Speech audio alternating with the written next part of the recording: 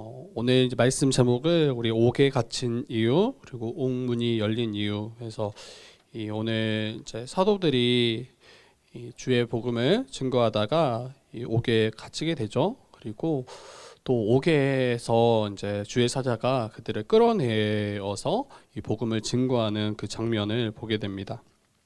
17절 말씀 보니까 대제사장과 그와 함께 있는 사람 이 사두개인 당파가 다 마음의 시기가 가득하여 일어났다. 그래서 사도들을 잡아다가 옥에 가두었다라고 이야기하죠.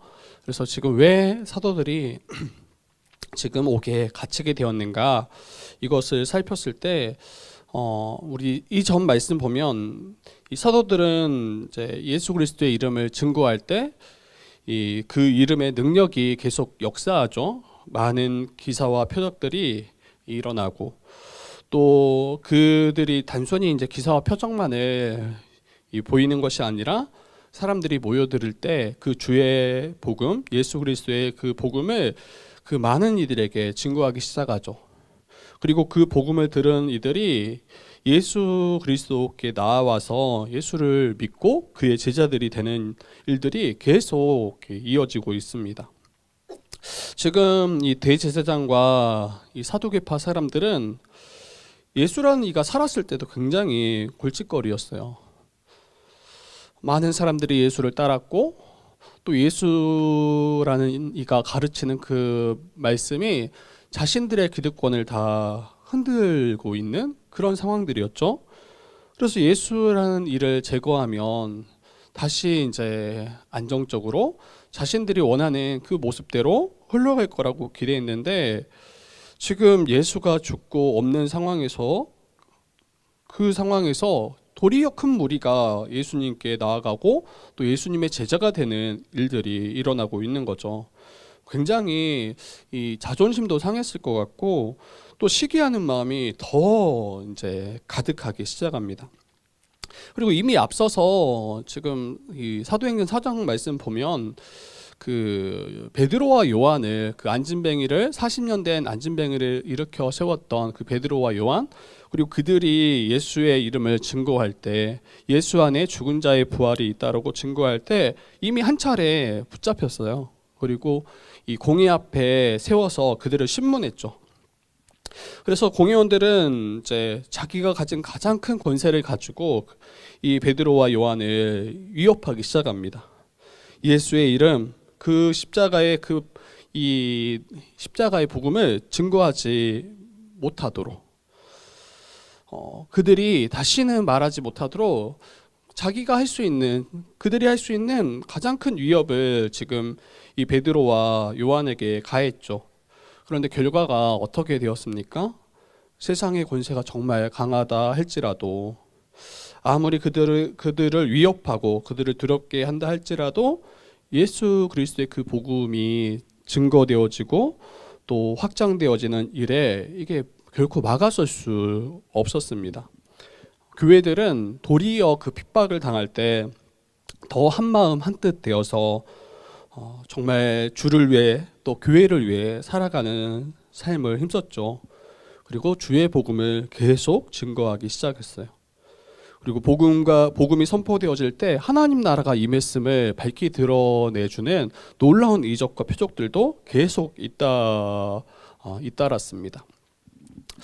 그래서 여러분 복음은 결단코 갇히지 않아요. 아무리 세상이 이 복음을 막으려 하고 또 이 복음이 확장되는 것을 가두려고 하지만 이 아무리 강한 권세가 교회와 복음을 가두려 한다 할지라도 복음은 이제 생명력이 있기 때문에 복음 자체가 너무 놀랍고 강하기 때문에 결코 갇히지 않고 계속해서 이 생명을 낳는 일, 생명을 살리는 놀라운 사역들을 감당하는 것을 보게 되죠. 다시 우리 한번 생각해 봤으면 좋겠어요. 왜 사도들이 옥에 갇혔는가? 위협에도 불구하고 왜 그들은 계속해서 예수 그리스도의 복음을 전파했는가? 왜 그들은 가르쳤는가? 확신이 있는 거죠. 그리고 너무 분명한 거죠. 예수의 그 이름만이 우리를 구원하시고 또 죄와 사망 가운데 죽어 있던 자들을 살리실 그 능력의 이름임을 이제 확실히 믿었기 때문이에요. 정말 이것을 꼭 붙잡고 있기 때문이에요. 그리고 예수가 실제로 죽음에서 다시 사셨고 예수 안에 부활의 능력이 있고 예수가 하늘 보좌 우편에 앉으셔서 우리를 다스리시는, 온 우주 만물을 다스리시는 주와 그리스도가 되셨음을 성령을 통해서 분명하게 믿었고 확신했기 때문입니다. 그래서 결단코 이 세상의 위협과 세상의 강한 권세라 할지라도 그들을 막을 수 없었던 거죠. 그리고 대제사장들과 이 사두개파 사람들은 그들이 할 수 있는 최고의 것은 그냥 위협하는 거예요. 계속 그들이 복음을 증거하지 못하도록, 이 더 이상 예수의 이름을 증거하지 못하도록 계속 위협하는 겁니다. 이 말을 이제 오해하시면 안 돼요. 그 세상의 위협이 만만하다, 아무것도 아니다, 가볍다 이렇게 말하는 게 아니에요. 실제로 우리의 삶의 털을 다 흔들 만한 그런 권세예요. 어떤 이들은 이 복음 때문에 우리의 삶의 진로의 방향들이 달라지기도 하고, 어떤 이들은 이 진로를 막히기도 하고, 정말 우리의 살아갈 털을 흔들어 버릴 만한 그런 권세가 있어요. 근데 그 권세에 이제 억눌리기 시작하면, 딱 갇히기 시작하면 예수의 이름을 이제 입에 우리가 내기가 너무 어렵죠. 실제로 한번 여러분 생각해 보세요. 세상에서 그리스도인들이 이 복음을 분명히 증거하며 살아가야 된다라는 거 우리는 다 알아요.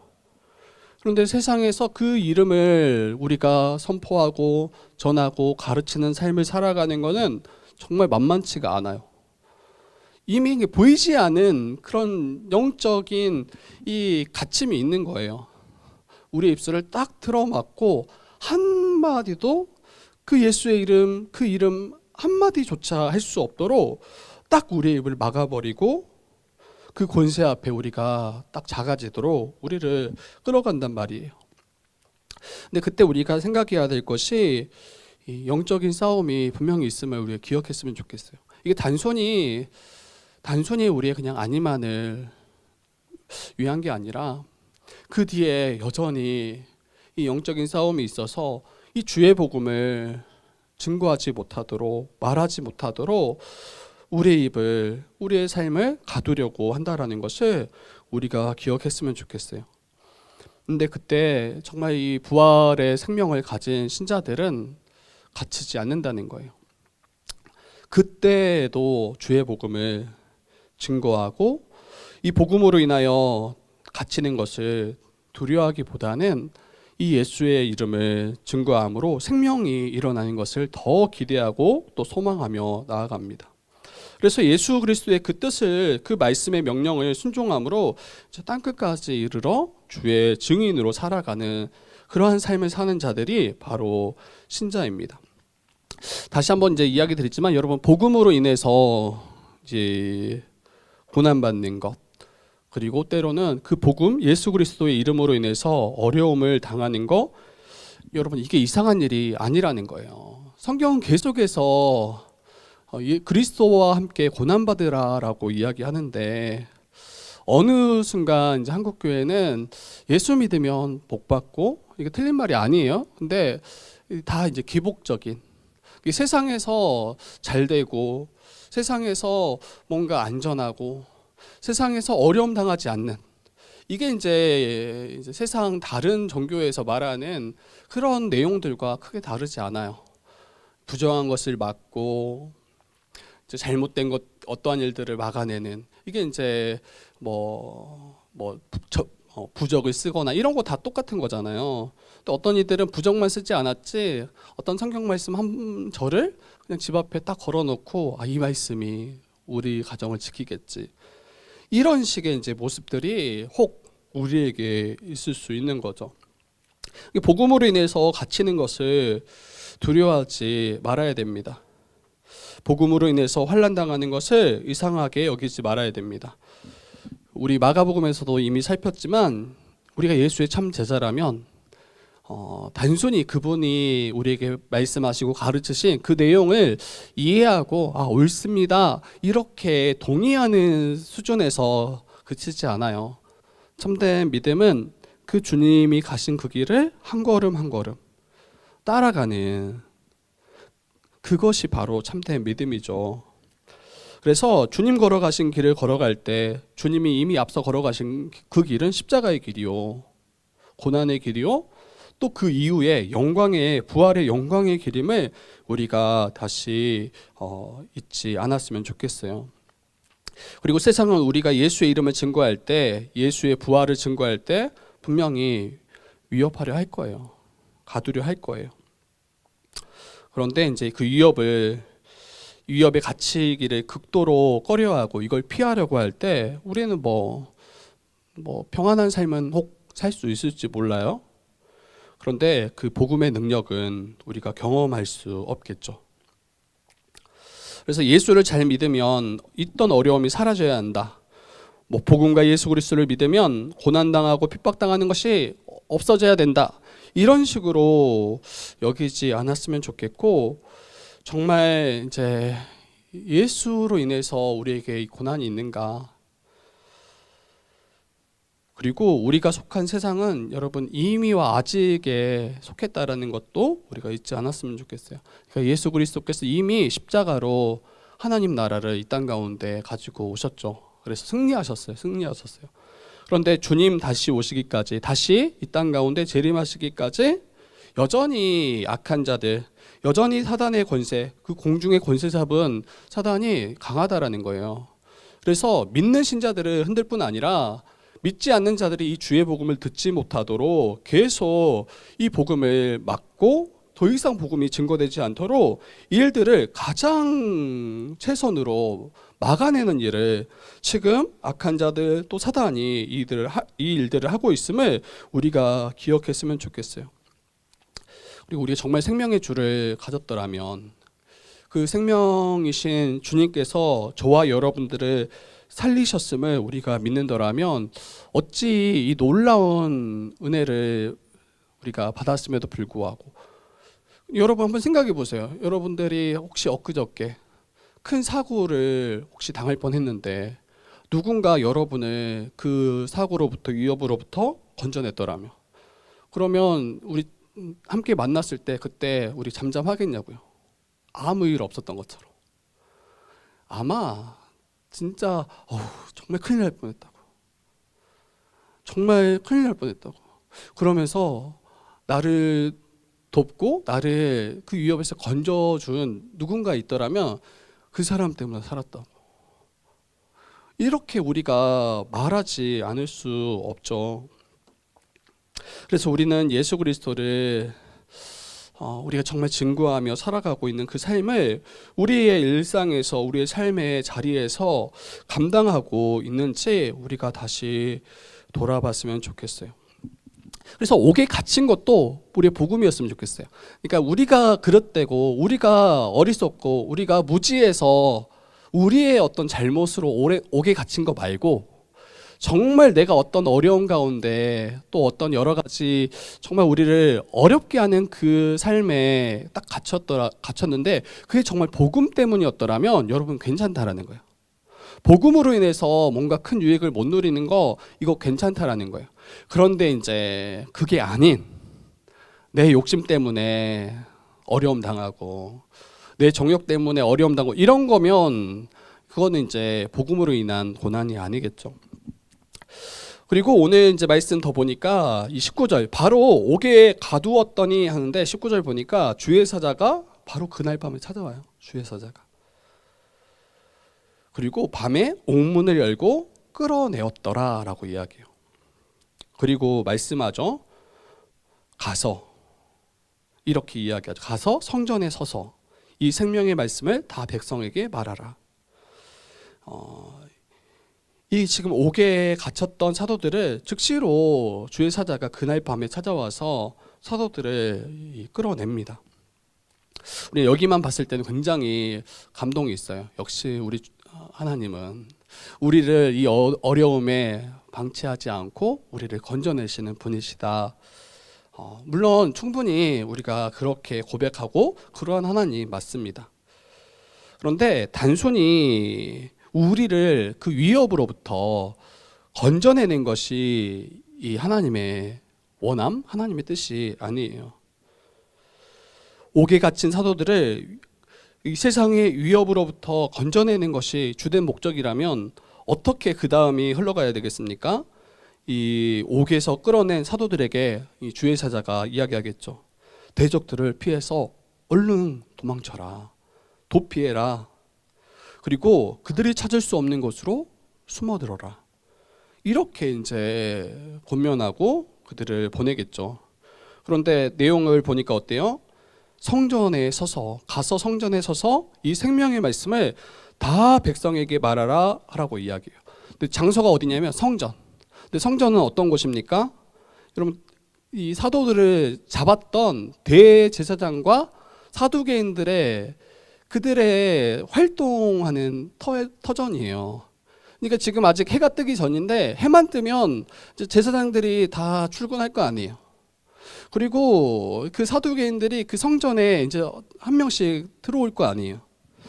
그러면 곧 눈에 띌 것이고 다시 옥에 갇힐 일이 눈에 뻔한 그 모습들인데 주의 사자는 성전으로 가라라고 이야기해요. 그리고 성전에 가서 무엇을 명하냐면 이 생명의 말씀 다 백성에게 말하라라고 이야기합니다.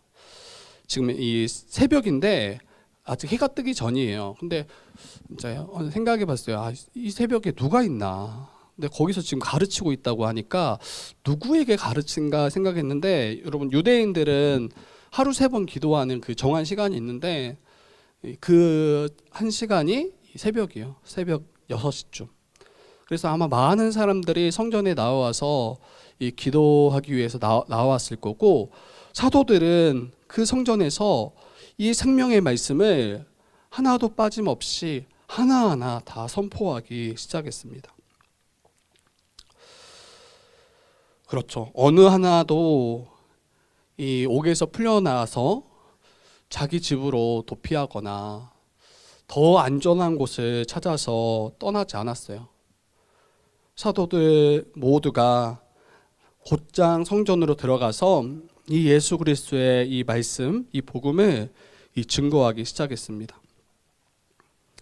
그러니까 주의 사자가 이 사도들을 옥에서 끌어내어서 건지신 목적이 무엇인가 잊지 않았으면 좋겠어요.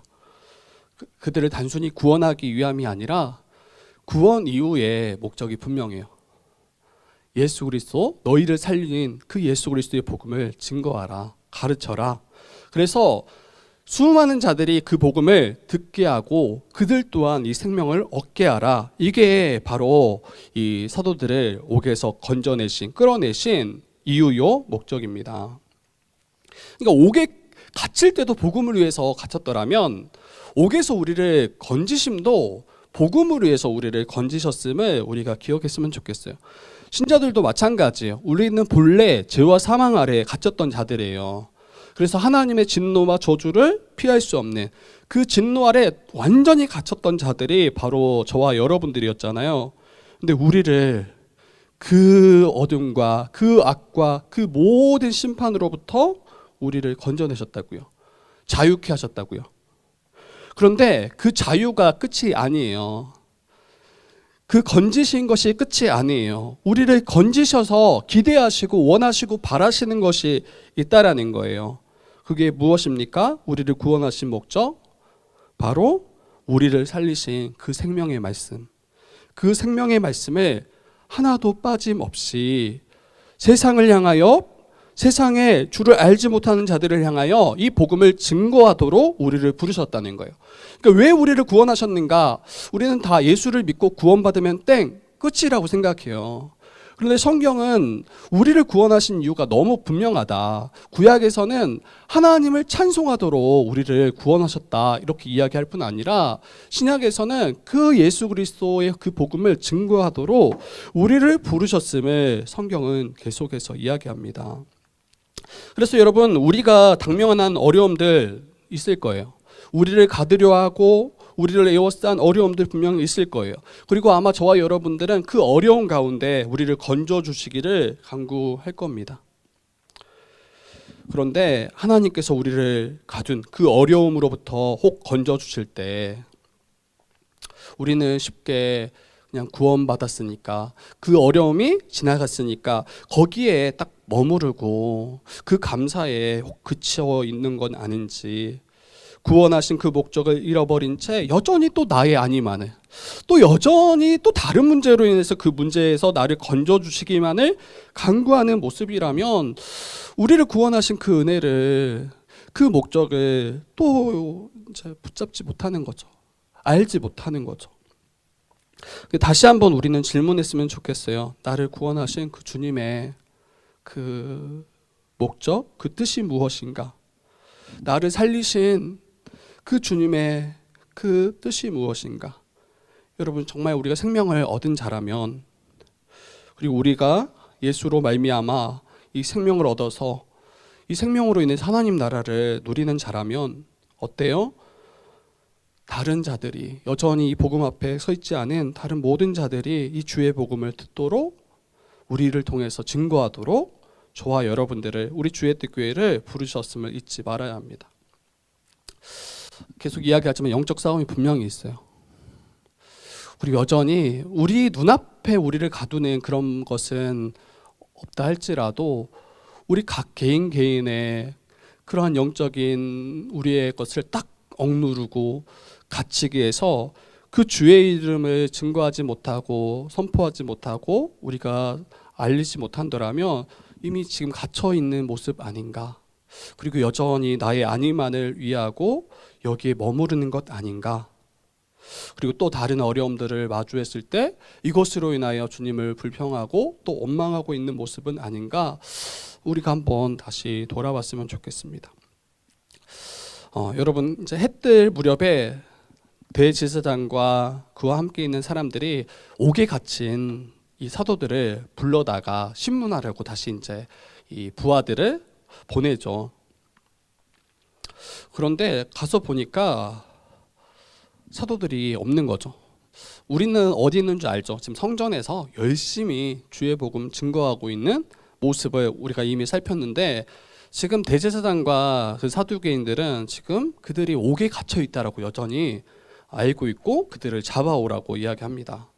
근데 가서 보니까 지금 아무도 없고, 그리고 분명히 보니까 옥은 든든해. 여전히 잠겨 있고, 그리고 지키는 사람들도 문 앞에 서서 있는데 그 안에는 없는 거예요. 이 과정은 여러분들에게 상상에 맡기겠어요. 어떻게 이런 일들이, 지금 문도 잠겨 있고 지금 앞에 든든하게 서 있는 사람들도 이 간수들이겠죠. 간수들도 있는데 이제 하나님의 방법에 하시겠죠.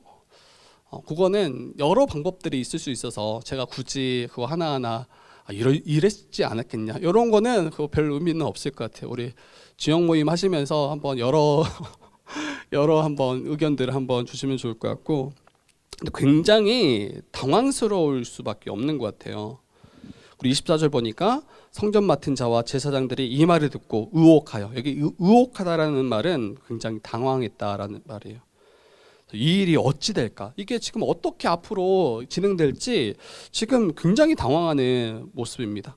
이제 그때 한 사람이 와서 알리는데 뭐라고 말합니까? 옥에 가두었던 사람들이, 그 사도들이 성전에 서서 백성을 가르치더이다라고 이야기해요. 그리고 26절 보니까 성전 맡은 자가 이 부하들과 같이 가서 그들을 잡아옵니다. 다시 잡아와요. 근데 강제로 못 하는데 백성들이 돌로 칠까 봐 두려워하는 거죠. 여러분, 여기 대조가 있는 것 같아요. 지금 사도들은 공의와 그 세상의 권세자들이 자기들을 어떻게 대할지 너무 잘 알아요. 굉장히 위협할 거고 큰 해를 가할 수 있다라는 거 알아요. 그런데 그들에게는 두려움이 없어요. 담대하게 그 주의 사자가 말씀할 때 그 말씀 듣고 곧장 성전으로 가서 그 주의 복음을 증거하잖아요. 근데 세상의 권세자들은 어떠하냐면 백성들을 의식하기 시작해요. 그렇죠? 그러면서 강제로 하지 못하는데 백성들이 혹시 돌로 칠까 봐. 그러니까 여전히 여론을 더 의식하고 여전히 사람들을 의식하고 사람들이 어떻게 나를 볼까? 사람들이 지금 우리에게 뭔가 같이 함께 동조할 만한 분위기가 아니야. 이러면 여지없이 타협하고 그걸 적당한 선에서 이 일들을 해결하려고 노력하는 게 이게 세상의 방식이에요.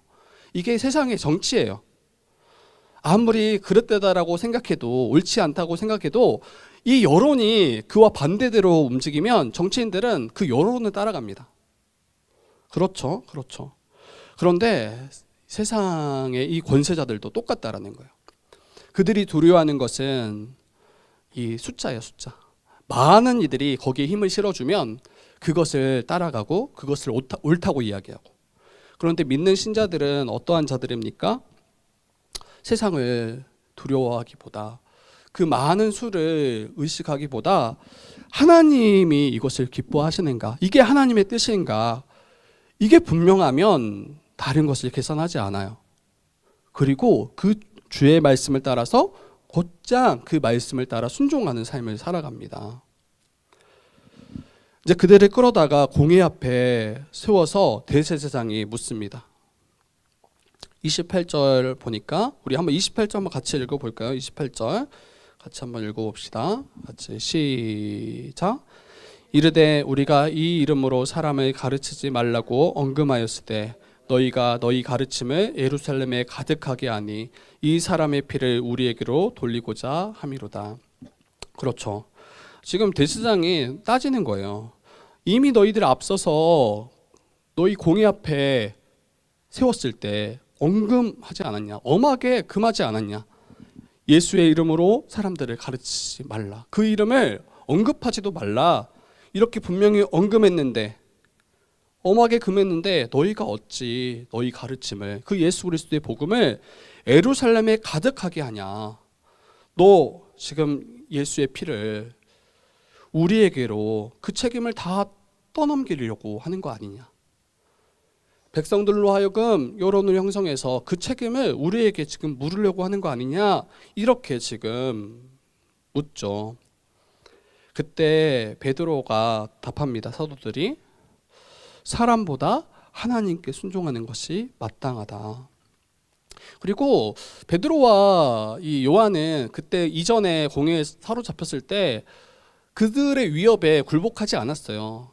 가르치지 말라, 그 이름을 증거하지 말라 할 때 적당히 타협하면서 이번에 한번 잘 봐줘서 감사하다고, 그러면서 다시는 그 이름은 증거하지 않겠다, 이렇게 말하고 나가서 다시 증거한 게 아니에요. 그 자리에서도, 이전에 공회 앞에 섰던 그 자리에서도 사람들의 말을 듣는 것보다 하나님의 말을 듣는 것이, 이것이 합당하다, 이렇게 분명하게 이야기하면서 결코 그 이름을 증거하지 않는 일에 타협하지 않겠다, 분명한 선을 그었던 모습을 우리가 기억해야 돼요. 근데 마치 이제 언금했으니까, 엄하게 금했으니까 그것을 따라가는 것이 당연한 것처럼, 이미 그렇게 이 협의가 된 것처럼 이런 식으로 묻고 있는 거죠. 그리고 이 사람의 피를 우리에게로 돌리고자 함이로다, 이렇게 말하잖아요. 근데 예수님이 빌라도 앞에서 신문당하실 때 그때 빌라도가 손을 씻으면서 이 사람이 죄가 없는 거 너무 분명한데 지금 계속 십자가에 달라고 이 제사장들이 백성들을 충동해서 일들을 결국에는 이루어내잖아요. 근데 빌라도가 손을 씻으면서 이 사람의 피는 나와 상관없다. 그리고 그렇게 이야기하자 그 백성들이, 또 이 제사장들의 무리가 그 피의 값을 우리에게 물어라, 내가 이것을 감당하겠다, 그리고 자기뿐만 아니라 자기 후손들이 이걸 감당하겠다, 자기에게 돌려라 라고 이야기하는데, 지금 제 여론이 또 심상치 않으니까 여지없이 한 발 빼는 모습이에요. 왜 이 사람의 피를 우리에게로 돌리냐. 아니, 돌리라고 했거든요. 돌리라고 했는데 돌리니까 너무 이제 당황하는 거죠. 그러면서 아까 말씀드렸던 것처럼 사람보다 하나님께 순종하는 것이 마땅하다. 저와 여러분에게도 다시 물었으면 좋겠어요. 사람보다 하나님께 순종함이 마땅하다. 우리의 삶의 자리에서 분명히 세상에서 말하는 것은 그 복음 말하지 마, 불편해, 어려워, 이렇게 우리에게 요구할 거예요. 어쩔 수 없어요, 그것은. 근데 그때 우리가 사람보다 하나님께 순종하는 것이, 이것이 정말 마땅함을 우리가 알고 이러한 그 길을 걸어가고 있는지 우리가 다시 한번 돌아봤으면 좋겠습니다. 그리고 사도들은 예수 그리스도의 복음을 분명하게 다시 증거하는데, 그러니까 공회 앞에 섰을 때에도 그들이 말하는 건 복음이에요. 그러니까 이 옥의 갇힘도 복음으로 인함이요, 옥에서 건진받음도 복음을 증거하기 위함이요, 지금 공회 앞에 신문당하는 그 자리에서도 복음을 증거하는 삶을 사도들이 살아요. 29절 보니까 베드로와 사도들이 대답하여 이르되, 이제 사도 하나님께 순종하는 것이 마땅하다 하면서 30절에 너희가 나무에 달아 죽인 예수를 우리 조상의 하나님이 살리셨다. 31절에 이스라엘에게 회개함과 죄사함을 주시려고 그를 오른손으로 높이사 임금과 구주로 삼으셨느니라 라고 이야기해요. 그 자리에서, 공회에 선 그 자리에서 그 세상의 가장 강한 권세가 그를 억누르려고 할 때 그때 딱 갇히지 않고 그 자리에서조차도 예수의 복음을 증거하는 그 삶을 살아가는 것을 보게 되고, 분명하게 말합니다. 너희가 나무에 달아 죽인 예수, 그 예수가 다시 사셨다. 다시 사셨다. 그리고 지금 그들에게 책임을 돌리고자 이 이야기를 하는 게 아니에요. 너희들 이제 큰일 났어, 너희들 이제 이거 심판 받을 거야, 단순히 그 이야기 하려는 것이 아니라 지금 31절 말씀처럼 이스라엘에게 회개함과 죄사함을 주기 위함이에요. 그들이 돌이키도록 하기 위해서는 그들이 무엇이 죄인지, 무엇이 하나님 앞에 범죄함인지 이것을 분명하게 알아야 되잖아요. 우리로서는 할 수 없기 때문에 그의 아들 예수를 보내셨는데, 그래서 우리를 대신해서 모든 죄와 그 형벌을 담당하셨는데, 근데 그 예수마저 너희들이 못 박지 않았냐. 이게 지금 사도들이 공회 앞에서 선포하는 내용입니다. 그리고 이것이 그들을 멸망하게 하고 그들을 가두게 하려는 것이 아니라 회개하라, 회개함으로 이 죄사함을 받으라. 그래서 예수를 우리의 주와 임금으로 삼으라 라고 그들에게 어찌 보면 권면하고 회개를 촉구하는 이야기입니다. 32절 보니까 이렇게 말씀해요. 우리는 이 일의 증인이요, 하나님이 자기에게 순종하는 사람들에게 주신 성령도 그러하다라고 이야기합니다. 다시 이제 말씀 마칠 텐데, 우리 왜 우리는 이 세상의 위협과 핍박 속에서도 이거 피하려고 막 발부동 치는 자들이 신자가 아니에요. 도리어 복음으로 인하여 세상에 갇히는 것을 당연하게 여기고, 또 그 어려움에서 우리를 건져내셨더라면 그 어려움을 건져낸 그 자리에서 또 복음을 증거하고, 왜 우리는 이 예수의 이름을 증거해야 됩니까? 다른 길이 없기 때문이다. 이미 앞에서 이야기했던 것처럼. 그리고 예수의 이름만이 우리를 죄에서 건지시고 하나님의 백성 되게 하셔서 하나님 나라를 누릴 수 있기 때문이다. 이걸 확신해야 복음을 증거할 수 있을 것 같아요. 안 그러면 이제 약간 비굴해져요. 복음을 증거하는데도 뭔가 비굴해져. 가장 귀한 것을, 가장 좋은 것을 주는데도 괜히 미안해. 듣고 싶지 않은데 그냥 좀 듣고 싶지 않은 것도 듣게끔 하는 것도 좀 미안하고, 그렇지 않나요? 괜히 좀 마음 상하게 하고 기분 상하게 하면 어떠한가, 이런 게 또 불편하고. 그러니까 이게 여러분 다시 이야기했지만 영적인 싸움이에요. 이거를 그냥 어떤 인간적인 그런 어떤 우리의 예의, 이런 식의 관점으로 접근하기 시작하면 저희들은 복음 증거할 수 없어요.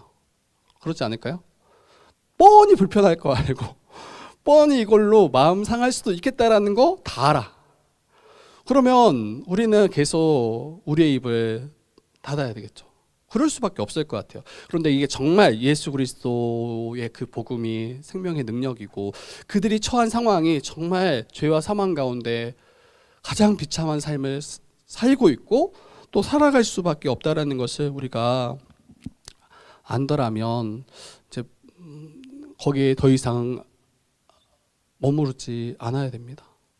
이 복음을 증거할 수 있어야 되고 실제로 증거해야 합니다. 그리고 이 땅에서 안위만을 우리가 간구하지 않았으면 좋겠어요. 그리고 이 땅에서의 어려움으로부터 건짐받은 것만을 우리가 간구하지 않았으면 좋겠고 우리의 안위보다 더 중요한 것은 예수의 복음이 막히지 않아야 된다. 그 복음이 계속 흘러가야 되고 그 복음을 듣지 못한 자들이 이 복음을 들음으로 생명이 일어나야 된다. 그래서 신자는 주와 그리스도를 위해서 복음을 위해서 갇힐 수 있고 또 세상의 권세에 서는 것을 두려워하기보다는 하나님의 말씀에 순종하는 것이 마땅하다. 그리고 하나님이 어떤 분인가 다시 기억했으면 좋겠어요. 세상은 우리의 생명을 취할 수 있어요. 그만한 권세를 가졌는데 우리 하나님은 우리의 생명을 취할 뿐 아니라 우리의 영혼까지 멸하실 수 있는 분이 하나님이심을, 훨씬 높은 권세자가 하나님이심을 우리가 잊지 말아야 돼요.